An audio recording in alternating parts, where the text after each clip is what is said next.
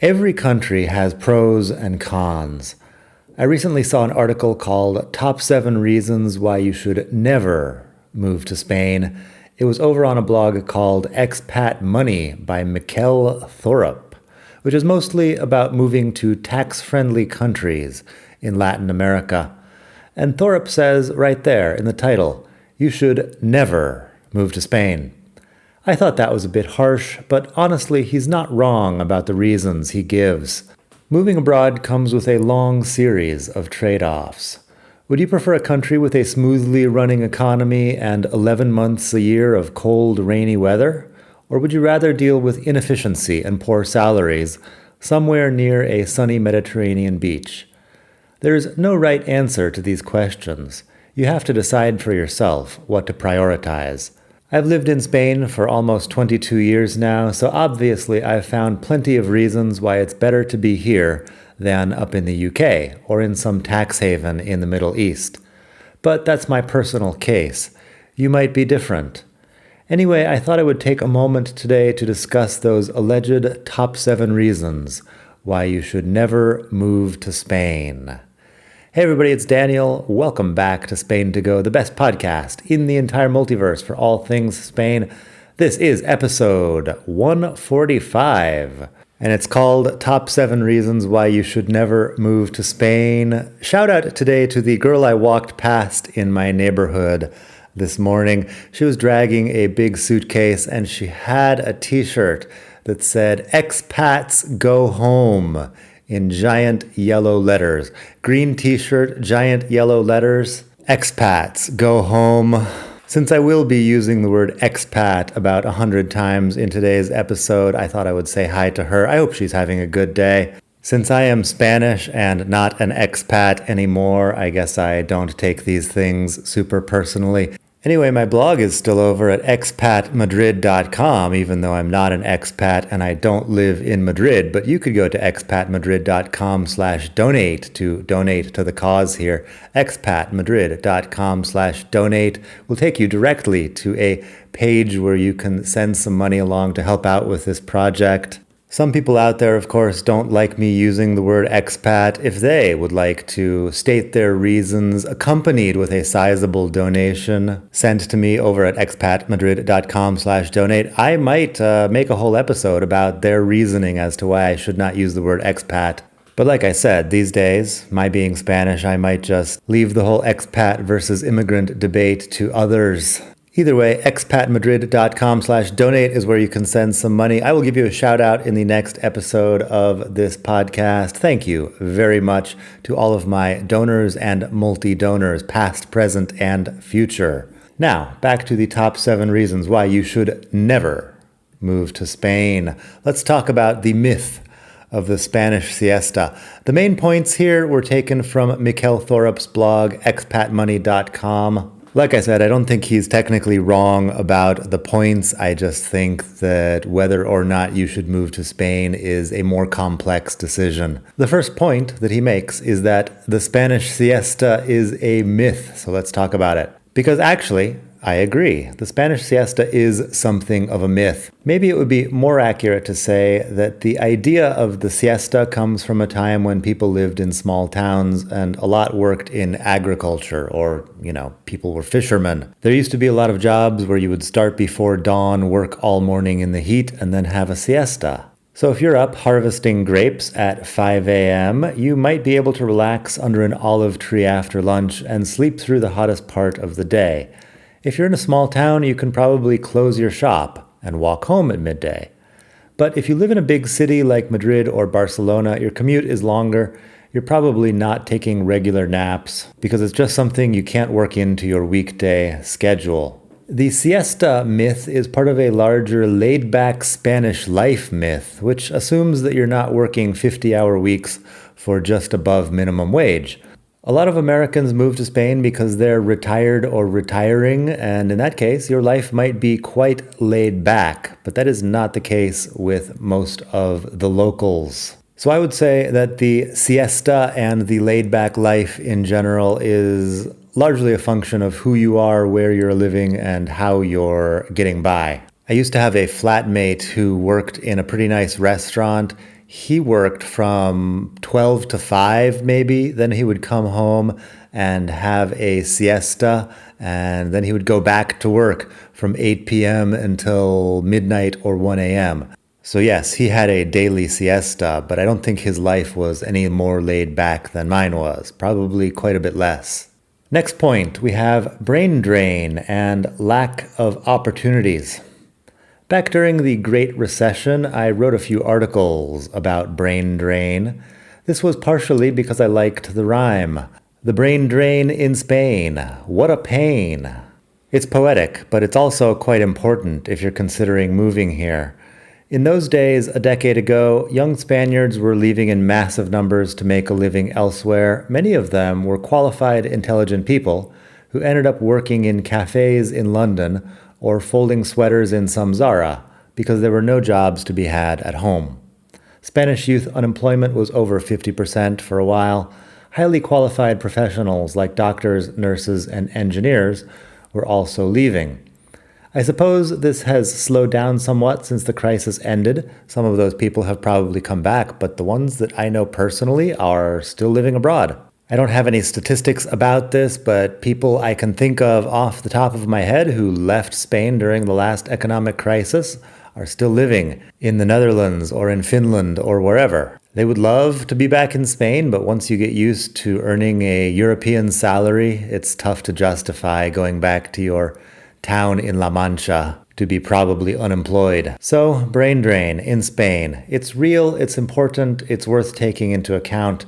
In the meantime, a lot of highly qualified jobs within Spain are now done by immigrants from Latin America and elsewhere. I went to a wedding last year that was full of Ecuadorian doctors, for example. A doctor here in Spain working for the public health system does not earn a ton of money, but what seems like a low salary for a Spaniard might seem like a life-changing opportunity to someone from Ecuador or Argentina or Venezuela. Here in Barcelona, a lot of the doctors and dentists that I have dealt with are Latin American or from the Caribbean. So I don't think there's any shortage of qualified people here in Spain. They just might not be Spanish. They might be Latin because the more qualified Spanish people have gone elsewhere. I'll probably look into this for a future article. It sounds like a big sociological topic that's a bit vague, but it could be interesting to research. The third reason why you should allegedly never move to Spain is a lack of infrastructure in rural areas. Once again, he's not wrong about this. Spain's population has been concentrating in the big urban centers since at least the mid-20th century. This leaves large parts of the country depopulated, and it's a problem. Once enough people leave a town, the infrastructure starts disappearing. Businesses close, schools shut down. Some places don't have a health center or a bank office. Housing can also be a problem. Many smaller towns don't have a huge stock of available flats to rent. A lot of rural housing is old and in terrible shape, not really livable. So the cities grow and the towns shrink. There also aren't a lot of classy-sounding jobs in the pueblo. I wish there were some solution to this because Spain has some really beautiful small towns, and I think living in a small town sounds like a great option for certain people. But as always, there are trade-offs. My wife Morena and I sometimes talk about this. We could buy a big house in Galicia and raise goats, but there are quite a few things about cosmopolitan Barcelona we would have to give up in the process. I'm sure that someone listening to this is living in a Spanish village as we speak and probably has a better idea of what it's like. My perspective, I will fully admit, is based on not living in a Spanish village, so maybe I'm idealizing it in some way. If you've made the move to rural Spain and have any comments about it, send me an email or a message on Instagram or something. I'd be happy to know your opinion. It's a topic I'd like to delve into a little bit deeper in a future article. The next reason why you should never move to Spain is the cost of living. Spain is cheaper than a lot of European countries, but as expats here have been discovering over the last few years, it's not that cheap, and one of the main reasons is housing. I've written elsewhere about the Spanish housing crisis. It's a big deal for the locals, but if you're just moving to Spain in 2026, you'll probably find yourself in a parallel real estate market where everything is overpriced and temporary. Lots of new expats apparently are paying 3,000 euros a month for a flat or more. That's totally out of reach for most Spaniards, but it's also not cheap for people from abroad. If you stick around for a few years, you'll figure out some ways to save on your day-to-day expenses. But be warned, unless you're coming from some hyper-expensive place like New York or San Francisco, I wouldn't expect to just show up in Spain and save a lot of money. The next reason why you should think twice about moving to Spain is Spanish bureaucracy and taxes. The Expat Money blog focuses on tax efficiency and overseas investment, and if that's what you're looking for, Spain is probably not the place for you. Taxes are high, and the one part of the government that seems to work with efficiency is the part that's designed to take your money. I talked about this in my tax inspection article from a couple of years ago. That's episode 57 of the podcast if you would like to go back. But the Spanish tax agency, Hacienda, has a strategic plan that's updated every couple of years about how to earn more money. And if you own a business in Spain, how they earn money is by taking it from you. Since writing that previous article, I've been inspected twice more. It's a pain. I fight it every time. Because I haven't done anything wrong, it's seriously irritating to be paying my accountant more every year in order to continue fighting the tax people. But I feel it is my civic duty to do so. I'm not just going to roll over and pay fines that are levied on me for arbitrary reasons. If you'd like to know more about my attitude towards giving large amounts of money to the Spanish government, check out the episode previous to this one, episode 144, which is all about corruption in the Spanish Socialist Party. There's a lot of it, and it's a bit depressing to contemplate that that is where my tax dollars are going, or my tax euros, I suppose I should say.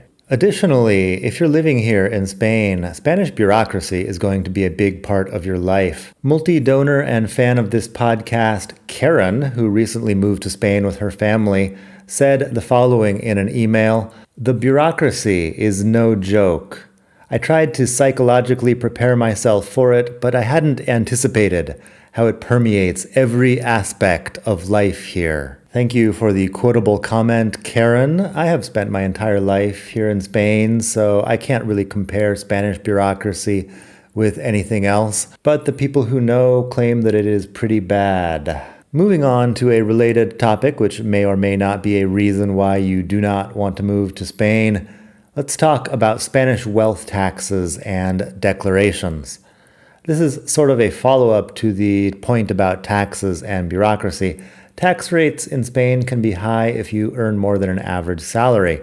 There's also a wealth tax that applies in certain regions. I don't want to get into it because you need to hire a tax specialist to tell you about this. It's complicated and it depends significantly on where you're living. For example, I believe that Isabel Díaz Ayuso down in Madrid is publicly refusing to collect the wealth tax, as is the government of Andalusia. But definitely talk to a professional about it.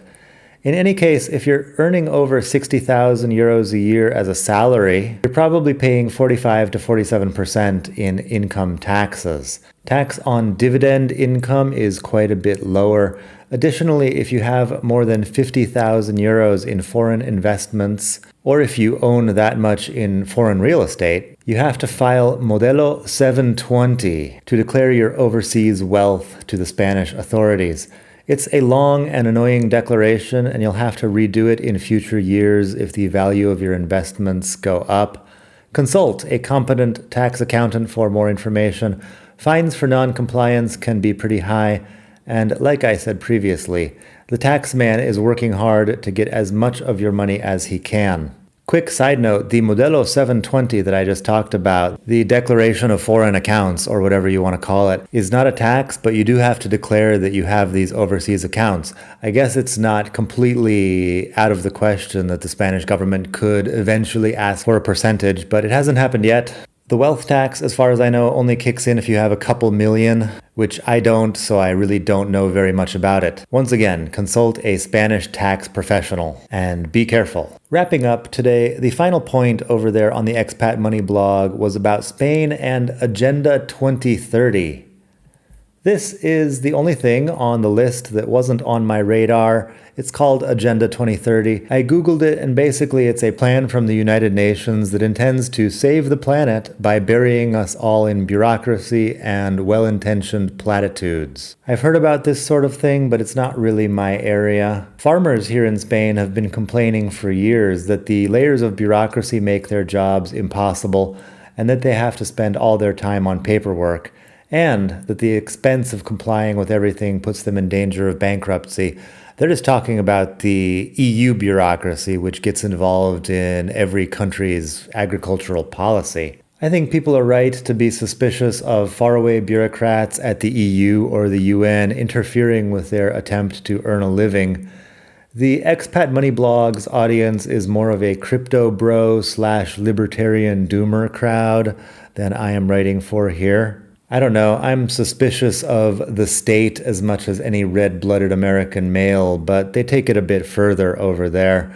So maybe buy some crypto or don't. My personal opinion is that crypto is bullshit, but that's me. Also, last I checked, you can't use it anywhere in Barcelona. That's explained in some detail in my Bitcoin in Barcelona article. That's episode 63 if you want to have a listen there. Rumors of a crypto barrio here in Barcelona are very exaggerated as well. I have not seen any evidence that this exists except for a few crypto blogs online. I don't think the people involved have ever been to Barcelona. But please excuse that Bitcoin tangent. After publishing this article several weeks ago, I delayed in recording it as a podcast, and a couple of days ago, I actually heard somebody mention the Agenda 2030 at my gym. It's one of the highly opinionated right-wing guys at my gym. I don't get involved in these conversations because it's a bit exhausting, but he mentioned Agenda 2030, and he seemed to mean it in the sense of some sort of sinister plan to replace Spanish people with immigrants, which sounds a bit iffy if you phrase it that way. I have talked about immigration quite a bit on here. I talked about immigration previously in this episode. My opinion is it's complicated, and I don't like reducing complex situations to bumper sticker type slogans. So, should you move to Spain in 2026? Those are 7 reasons why you should never move to Spain, at least according to some people. Whether or not they're compelling to you is, of course, more personal. I moved to Spain way back in 2004, and by the time I really thought to leave, it had already gotten its hooks in me. I love Spain, despite its several problems. So if you want to live in Panama or in Dubai for tax reasons, I guess that's up to you. If you're hoping to get nationality quickly, there are certainly better countries than Spain. I got Spanish nationality last year, but it took me 21 years to do it. On the other hand, Spain has a lot of intangibles that make it a great place to live. Wonderful food, beautiful architecture, art, history, and a lifestyle that you might not find elsewhere. I'm willing to make the trade-off, and plenty of other people are too. Spain is not perfect, but for me, it's home. That's about all I've got for today. I hope you are having a wonderful day wherever you are. If you've got some fiat currency burning a hole in your pocket and you would like to send it my way, just head on over to expatmadrid.com/donate. You can make a donation of anything from 10 euros on up to however much you want. You can also make a monthly contribution. I don't really have anything to sell you here. I just do this for free because I enjoy it. So if you would like to support the cause, expatmadrid.com/donate is the place for you to go. Write me a message with whatever you would like to say. You can also request a topic for a future podcast, and I may be able to help out. A lot of these episodes come from comments from listeners. I appreciate you. Thank you to all the donors and multi-donors who have supported this podcast in recent weeks and not so recent weeks. Since we're here, in a couple of months, I'll be going on another bike tour with biketourinspain.com. I don't think I've ever had a plan in my entire life that was made this far in advance, so it's a little bit abstract. You know, we could all be fighting a war with the robots by that point. But in September, I'll be going off to La Rioja and Castilla y León for La Ruta del Cid, El Cid being one of the Spanish national heroes. It's a long story. I'm sure I'll have a lot more to talk about when that happens. I'll be making a podcast and some videos about it, I assume. If you are interested in bike tours around Spain, just go to biketourinspain.com. Talk to my friend Raul over there. Raul has been a supporter of the podcast for a long time. He's actually sent me on a couple of other bike tours, which you could hear about in my previous episodes. For example, he sent me on the Route of Don Quixote. The Route of Don Quixote is down in La Mancha, a southern region of Spain, south of Madrid anyway. That is episode 76. That was a great experience. Just several days following the route of Don Quixote around rural Spain. There's some really nice lakes at one point, and it's an area of Spain that people generally don't visit. That's episode 76 of the podcast, Route of Don Quixote.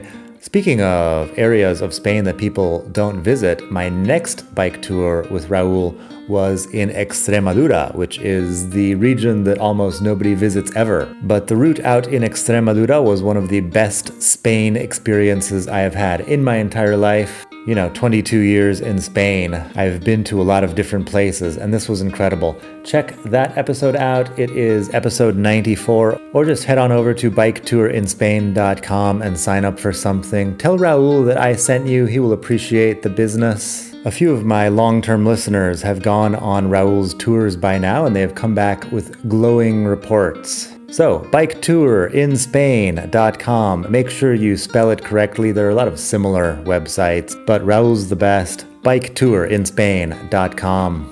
You can support this podcast by liking and subscribing wherever it is you're listening. I'm on YouTube in case you haven't seen that already. You might be listening to this on YouTube. But I also have a lot of videos for people learning Spanish. Last week I made one about World Cup vocabulary, football vocabulary, or soccer vocabulary generally, in case you're following along there. The World Cup is happening as I'm recording this. I don't know when you're listening, but all the mathematical models have predicted a Spanish victory.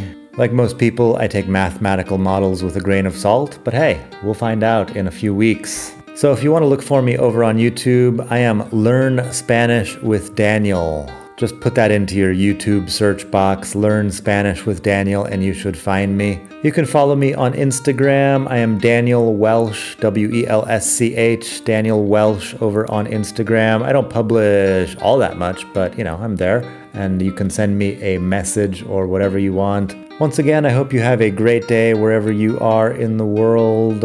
Thanks for listening from beautiful Barcelona. Hasta la próxima.